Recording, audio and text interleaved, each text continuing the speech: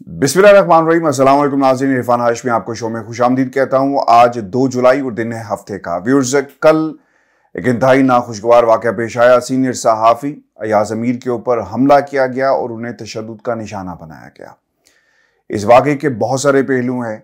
ये वाक़या कहाँ पर पेश आया, कौन लोग थे, और जो तस्वीरें सोशल मीडिया के ऊपर गर्दिश कर रही हैं उनमें से एक तस्वीर दुनिया टीवी के एक कमरे की है। ये कमरा किसका है और ये दुनिया टेलीविज़न के किस फ्लोर पर ये कमरा जो है वाक़या है, इस हवाले से कुछ खबर है मेरे पास। और फिर जो सवालात जुड़े हुए थे इस हमले के हवाले से उनको भी हम एड्रेस करेंगे आज के इस प्रोग्राम के अंदर।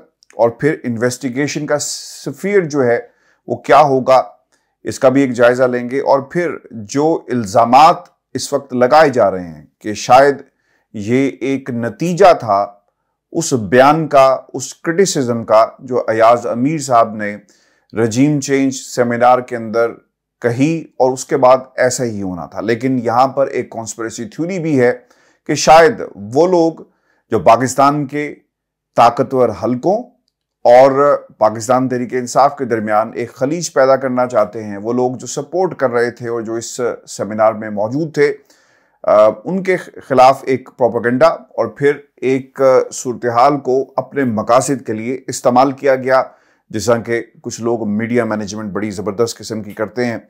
और फिर शायद यहाँ पे एक साजिशी एलिमेंट भी मौजूद है, इसका भी हम जायजा लेंगे। लेकिन व्यूअर्स, मैं आपको बताऊं, दुनिया टीवी 2007 में उसे लॉन्च किया गया और 2007 के अंदर मैं दुनिया टीवी को ज्वाइन किया और मैं दुनिया टीवी के फाउंडिंग एम्प्लॉयज़ में से एक हूँ। और मेरा जो करियर था बतौर एंकर रिपोर्टर दुनिया टीवी से उसका आगाज़ होता है। और दुनिया टीवी में ओवर द ईयर्स मैंने बहुत सारे नशेब व फराज भी देखे। इसके साथ साथ इंडस्ट्री का शायद ही कोई वैसा बंदा हो जिसके साथ मैंने काम ना किया हो। और वो लोग जो इस वक्त पाकिस्तान के जो टॉप टेलीविज़न चैनल्स या प्रोग्राम्स में बैठे हुए हैं, शायद ही कोई ऐसा एंकर हो, कोई ऐसा सीनियर सहाफ़ी हो अखबार का जिनके साथ मैंने काम ना किया हो। उसकी बुनियादी वजह ये भी थी कि दुनिया टीवी के अंदर ओवर द ईयर्स सबसे ज़्यादा जो टीम चेंज होती रही वो दुनिया टीवी के अंदर होती रही हैं। यानी फ़हद साहब आए दुनिया टीवी में, एक्सप्रेस से अपनी पूरी टीम को लेकर आए जिसमें जमील जामी और बहुत सारे लोग थे। इसके साथ साथ जब बोल टीवी बंद हुआ तो कामरान खान साहब आ गए और उनके साथ साथ एक फ़ौज आई और बहुत सारे लोग भी आए, कराची की पूरी टीम। और फिर इसके साथ साथ over the years Sohail Waraich साहब, इफ्तिखार अहमद और इस इंडस्ट्री के जितने भी बड़े बड़े नाम हैं, हसन अस्करी साहब और साथ साथ अयाज अमीर साहब, मुजीबुर रहमान शामी साहब, यानी दुनिया टीवी में इन लोगों ने काम किया। अच्छा, अब ये आपको बताने का बुनियादी मकसद क्या था। अयाज अमीर साहब को आपने टेलीविजन स्क्रीन के ऊपर देखा है। उनकी तहरीरों को one of the best writings consider किया जाता है अंग्रेजी कॉलम के हवाले से, और बतौर CSS के पेपर्स के अंदर वो पढ़ाया जाता है। उन कॉलम्स को बार बार पढ़ने के लिए कहा जाता है। उसमें अंग्रेजी का चुनाव, जो रिटोरिक आपको मिलेगा और फिर जो वर्ड्स की सिलेक्शन है, एक ज़बरदस्त किस्म का एक कॉम्बिनेशन आपको नजर आएगा। तो अयाज अमीर साहब के हवाले से लोगों का जो एक इमेज है, एक सीनियर सहाफ़ी। अब मुझे अयाज अमीर साहब के साथ काम करने का मौका मिला। अयाज अमीर साहब का ताल्लुक चकवाल से, और फिर ये उन दिनों की बात है जब थिंक टैंक को लॉन्च किया गया था, मुझे अच्छी तरह याद है। और थिंक टैंक को लॉन्च किया गया और अयाज अमीर साहब उसका हिस्सा बनते हैं। और अयाज अमीर साहब को हम लाइव ट्रांसमिशंस में मैं बाकायदा बिठाया करता था। और आपने अक्सर देखा होगा जब भी कोई स्पेशल ट्रांसमिशन होती है, मुल्क के अंदर कोई एक ऐसी एक्स्ट्राऑर्डिनरी सिचुएशन हो जाए, तो तमाम एंकर्स, तमाम तजिया निगार जो हैं वो आपको स्क्रीन पे नजर आते हैं। तो अयाज अमीर साहब को हम लेकर आते, यानी this is one of my job descriptions being the editor planning, कि हमने बुलेटिन्स को कैसे प्लान करना है और स्पेशल ट्रांसमिशन को कैसे प्लान करना है। तो अयाज अमीर साहब के साथ रोज़ाना का ताल्लुक था। एक बहुत ही नफीस इंसान, एक भरपूर तहरीर में भी जान, खुद भी जब बात करते थे तो दूसरे को लाजवाब कर देते। और उनकी गुफ्तगू में आपको सीखने का एक एलिमेंट मिलेगा। लिखारी आपके वक्त का असासा होते हैं। अगर वो सही ट्रैक पे जा रहे हो, वो किसी की नौकरी ना कर रहे हो, वो आपको एक आईना दिखाता है, वो आमिरों को आईना दिखाता है, वो वक्त के हाकिमों को आईना दिखाता है, वो पॉलिसीज को आईना दिखाता है, वो गलत फैसलों को आईना दिखाता है अपने कलम की नोक से, और यही उसकी ताकत होती है। अयाज अमीर साहब ने भी यही किया। एक बेबाक सहाफ़ी और बेबाक अंदाज में उन्होंने रजीम चेंज के ऊपर बात की, और उन्होंने उन तमाम जो ऐसी रेड लाइन्स थी वो क्रॉस भी की, और बड़ी बहादुरी के साथ क्रॉस की। शायद जिसको क्रॉस करने के लिए आपको हिम्मत चाहिए, हौसला चाहिए, जो अयाज अमीर साहब ने शो किया। अब बाज लोग ये कहते हैं कि ये उसका नतीजा था, जो बातें उन्होंने कही। अच्छा, इस पे भी मैं बाद में आऊंगा, लेकिन ये वाकया असल में क्या हुआ ये बहुत इंटरेस्टिंग है। दुनिया टीवी की 5 जो फ्लोर्स हैं, 5 फ्लोर्स हैं। हस्बे हाल का जो सेट है वो बिल्कुल 5th फ्लोर के ऊपर है, और ये मियां आमिर महमूद साहब का सेक्रेटेरिएट भी है, जहाँ पे लाहौर और इसके अलावा जितने भी ब्यूरोज थे उनकी मीटिंग होती थी। और अगर आपने सोशल मीडिया के ऊपर एक तस्वीर देखी हो जिसमें अता Tarar along with the police के कुछ लोग बैठे हुए हैं, और फिर एक अयाज अमीर साहब भी वहां पे बैठे हुए हैं, ये वही कमरा है। यानी ये कमरा मियां आमिर महमूद साहब का अपना जाती सेक्रेटेरिएट है, जहां पे दुनिया टीवी के अंदर वो बैठते हैं, यानी 5th फ्लोर के ऊपर।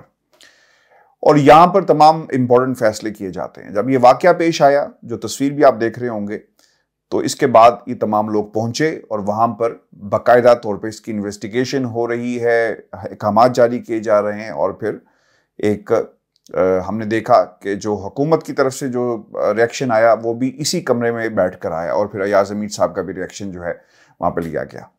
अब दुनिया टीवी में जो बाकी फ्लोर्स हैं, यानी 2nd फ्लोर हो गया जहां पर न्यूज़ रूम है, फिर इसके साथ साथ HR बैठती है, फिर इसके साथ साथ आपके PCR है, और फिर जो तीसरा फ्लोर है, तीसरे फ्लोर के ऊपर आपका नुक्ता नज़र का सेट लगा हुआ है। इसके अलावा इख्तिलाफी note, Saad Rasool, very good friend of mine, Habib Akram, उनका सेट लगा हुआ है। और फिर उसी फ्लोर के ऊपर आपको मज़ाकरात का भी सेट नजर आएगा। ये मैं आपको इसलिए बता रहा हूँ कि दुनिया टीवी के किस फ्लोर के ऊपर क्या काम होता है, और फिर एक फ्लोर के ऊपर थिंक टैंक का सेट भी लगा हुआ है, जहां से इसको प्रोग्राम को लाइव किया जाता है, और तमाम एंकर्स और तमाम जो तज़किया निगार हैं वो बैठते हैं।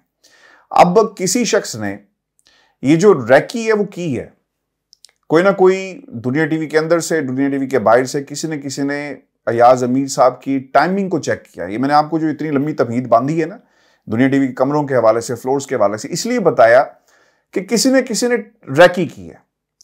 इस बिल्डिंग का एक ही जो बड़ा गेट है जहां से गाड़ियां अंदर आती हैं और बाहर जाती हैं, और अब एक टाइम में एम्प्लॉयज भी जाते थे, लेकिन अब सिर्फ मेहमानों की गाड़ियां आती हैं, और जो सीनियर लोग हैं उनकी गाड़ियां आती जाती हैं। उसने बाकायदा रैकी की, जिसने भी ये हरकत की है, और उसको ये मालूम था कि प्रोग्राम का वक्त क्या होगा, कितने बजे खत्म होगा, और उसके बाद कब अयाज अमीर साहब की गाड़ी जो है वो यहां से निकलेगी, और हमने उन्हें कैसे रोकना है। जब वो बाहर निकलते हैं और वहां पर फिर वाकया क्या पेश आता है कि एक गाड़ी ने आकर रोका, और जो आम तरीका वारदात होता है कि अगर आपने किसी को मारना है तो आप शो ये करेंगे कि ये ड्राइवर जो था वो रैश ड्राइविंग कर रहा था। गाड़ी ने आकर रोका, मास्क पहना हुआ था, ड्राइवर ने पूछा, फ़ोन छीन लिया, अयाज अमीर साहब ने इंटरवीन किया, फिर उन्होंने उनको भी मारा, और फिर गाड़ी से बाहर निकाल के ज़मीन पे लटा लिया। और फिर चूंकि वो काफ़ी क्राउडेड एरिया है तो लोगों ने आगे बढ़कर देखा कि हो क्या रहा है, तो फिर उन लोगों को वहां से जाना पड़ा। तो ये 4 से 6 लोगों ने इस वारदात में अपना किरदार जो है वो अदा किया है। अब इसके बाद प्राइम मिनिस्टर की तरफ से तो खैर कोई कुछ नहीं कहा गया, लेकिन जो छोटे प्राइम मिनिस्टर हैं, जो CM साहब बनने के ख्वाब देख रहे हैं, और इस वक्त CM हैं भी, सेलेक्टेड CM हैं, उन्होंने एक कमेटी भी बनाई है, रिपोर्ट भी मांग ली, और सबको काम जो है वो किए जा रहे हैं। अब पाकिस्तान के अंदर इस किस्म के वाकयात पहली दफा नहीं हुए, इससे पहले भी होते रहे। इन्वेस्टिगेशंस होंगी, पता लगाएंगे, फिर आप कहेंगे कि जनाब जो इंक्वायरी थी हमने की है लेकिन हमें कुछ मिल नहीं सका, यही कुछ होगा, आप देख लीजिएगा। खान साहब ने इस वाकये की मजम्मत की, सोशल मीडिया पे इस वाकये की मजम्मत की जा रही है और अब एक सवाल पैग किया गया है। और सवाल क्या पैग किया गया है? सवाल ये पैग किया गया है कि जनाब अयाज मीर साहब ने पाकिस्तान के ताकतवर हलकों के हवाले से कुछ बातें कही थी जो किसी को पसंद नहीं आई और ये उसका रिएक्शन था। और जब रिएक्शन आता है तो खुलेआम यानी अक्रॉस द बोर्ड एक पैगाम भेज दिया गया कि जनाब रियासत के खिलाफ बोलोगे तो ये कुछ तुम्हारे साथ होगा। ये एक ख्याल है और ये एक सोशल मीडिया के ऊपर बात की जा रही है। आप सोशल मीडिया को आप कंट्रोल नहीं कर सकते, लोगों की जुबान को आप बंद नहीं कर सकते। आप अभी जाएं, अयाज अमीर ट्रेंड जो चल रहा है आप देखें, स्टैंड विद अयाज अमीर, आप खड़े ये जो ट्रेंड है उसको देख सकते हैं जिसपे लोग अपनी थ्योरीज पेश कर रहे हैं इस बयान के हवाले से। अब आपको यह भी याद रखना चाहिए व्यूअर्स कि पाकिस्तान के अंदर सिचुएशंस को इस्तेमाल किया जाता है और मैं ये समझता हूं कि बहुत ही जरूरी होगा कि पाकिस्तान के खुफिया इदारे, पाकिस्तान की एजेंसीज अपना रोल प्ले करें और उन लोगों की निशानदही करें जो इस वाकये में मुलविस थे। उनको उनके कैफरे किरदार तक पहुंचाना इसलिए भी जरूरी हो गया क्योंकि इस वक्त उंगली उठाई जा रही है और अगर लोग नहीं पकड़े जाते तो फिर रियासत का किरदार, पाकिस्तान के इदारों का किरदार, पाकिस्तान की जो पुलिस है उसका किरदार, इस पे एक बहुत बड़ा सवालिया निशान होगा। आप इसको दबा नहीं सकते, लोग बात करेंगे और लोग अपने अंदाज में बात कर रहे हैं और ये बात को किसी सूरत भी रोका नहीं जा सकता। ये मैं बार बार एम्फेसाइज इसलिए कर रहा हूं कि ये सब कुछ इस वक्त पाकिस्तान में हो रहा है। इंडिपेंडेंट इन्वेस्टिगेशन होनी चाहिए और इंडिपेंडेंट इन्वेस्टिगेशन के साथ साथ उन लोगों को पकड़ना अब बहुत ही जरूरी हो गया। अब लोग एक और भी बात कर रहे हैं और मुझे खदशा ये है जो साजिशी एलिमेंट जिसकी तरफ मैंने इशारा पहले प्रोग्राम के शुरू में किया वो ये है कि फायदा किसको पहुंचना था।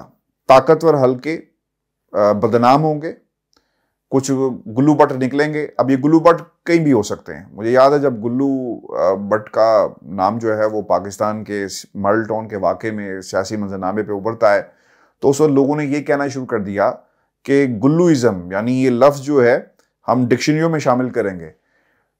तो गुल्लूइज्म और गुल्लू बट अब ये कहां से निकले, ये किरदार जो है बहुत ही इंपॉर्टेंट है जानना। साजिशी एलिमेंट मौजूद है, लोग एक खलीज पैदा करना चाहते हैं। वो लोग जो पहले से खुलकर बात कर रहे हैं उनको मजीद तहरीक मिलेगी, मजीद मुतहरिक होंगे और वो फिर पाकिस्तान के इदारों के बारे में बात करेंगे। तो इसलिए ये बहुत ही जरूरी हो गया कि जिसका जो किरदार है उसको पकड़ा जाए। शिमला पहाड़ी, एबर्ट रोड ये पॉसिबल ही नहीं है क्योंकि अगर आप थोड़ा सा आगे जाएं तो CRO लाहौर, वहां पर CCPO साहब भी बैठते हैं और भी पुलिस के लोग बैठते हैं। तो ये मुमकिन ही नहीं है कि आप किसी इस इलाके में से कोई वारदात करे और वो निकल जाए। शिमला पहाड़ी के पास बहुत सारी बिल्डिंग्स ऐसी हैं, शाहीन कॉम्प्लेक्स है जहां पर कैमरे लगे हुए हैं, ये मुमकिन ही नहीं है।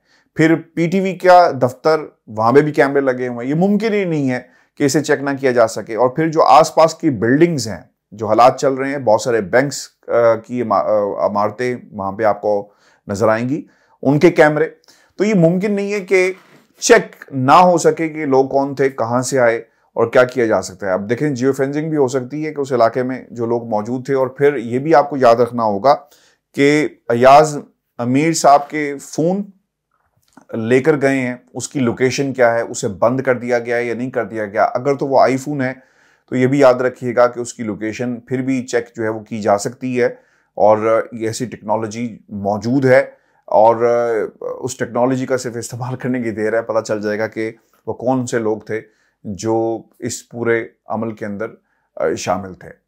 व्यूअर्स, इसके ऊपर अपने कमेंट्स ज़रूर भेजें और ज़रूर बताएं कि आप क्या समझते हैं कि पाकिस्तान के अंदर सहाफ़त करना आसान है और सहाफ़त के साथ क्या सलूक किया जा रहा है।